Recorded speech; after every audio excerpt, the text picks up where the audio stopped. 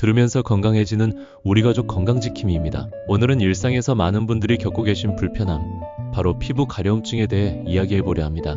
단순히 긁고 끝나는 문제가 아니라 삶의 질을 떨어뜨리고 수면까지 방해하죠. 잠을 자다 자꾸 깨거나 긁다 보면 상처가 생기고 감염 위험까지 생기는데요. 이 가려움증, 단순한 피부 문제로만 볼 수 없다는 거 알고 계셨나요? 오늘은 가려움증의 대표적인 원인부터 어떻게 해결하면 좋은지, 실제 도움이 되는 관리법까지 자세히 알려드릴게요. 왜 가려운 걸까요?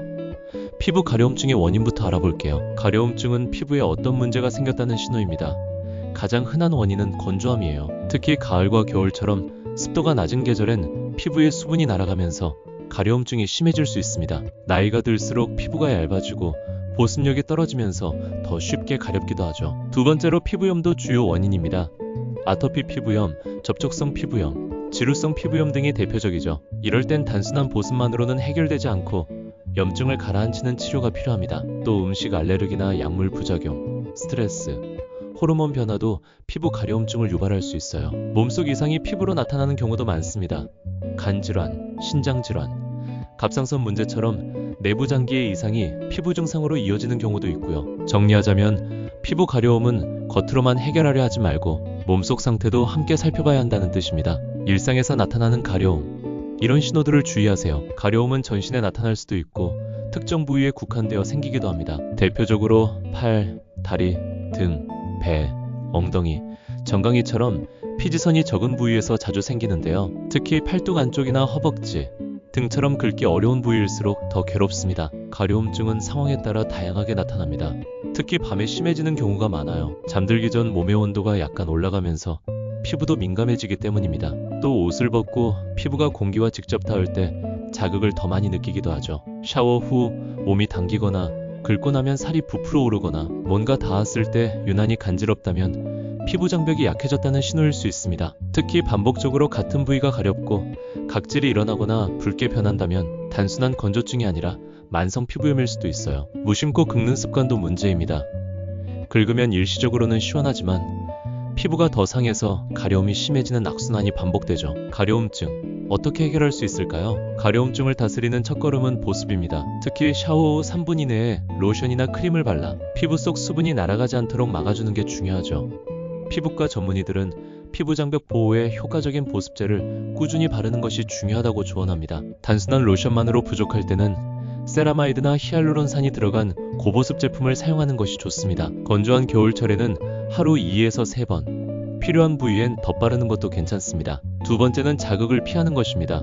피부를 긁는 습관, 때를 심하게 미는 것, 너무 뜨거운 물로 샤워하는 것은 모두 피부 장벽을 손상시키고 가려움을 악화시킵니다. 샤워 시에는 30에서 35도의 미지근한 물을 사용하고 떼수건보다는 부드러운 손으로 마사지하듯 씻어주는 것이 좋습니다. 세 번째는 식습관 개선입니다.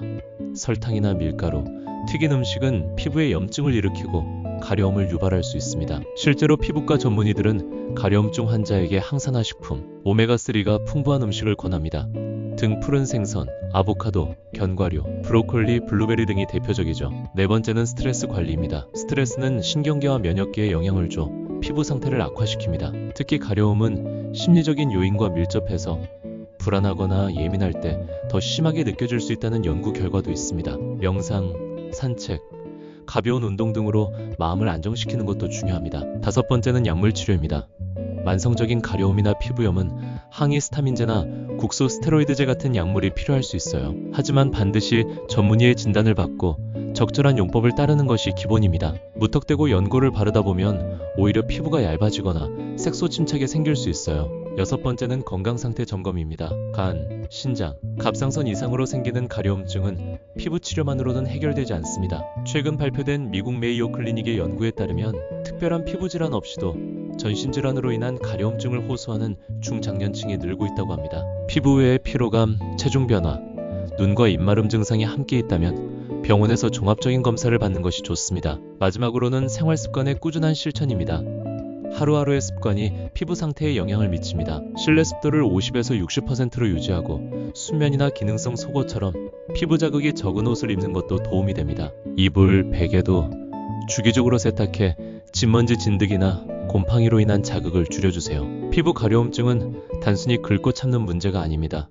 그것은 몸과 마음이 보내는 신호일 수 있어요. 가볍게 넘기지 마시고 오늘 말씀드린 내용 중 하나라도 실천해 보시면 분명히 달라지는 걸 느끼실 수 있을 겁니다. 특히 보습, 자극 회피, 식습관 조절, 스트레스 관리, 그리고 전문의의 도움까지 이 5가지를 기억하신다면 더는 긁지 않아도 되는 건강한 하루가 가까워질 수 있어요. 오늘도 건강한 피부를 위한 시간이 되셨길 바랍니다. 이 내용이 도움이 되셨다면 좋아요 한번 눌러주시고 가족이나 지인 중 피부 가려움으로 고생하는 분이 계시다면 공유해주세요. 함께 나눌수록 건강해집니다. 우리 가족 건강지킴이었습니다. 감사합니다.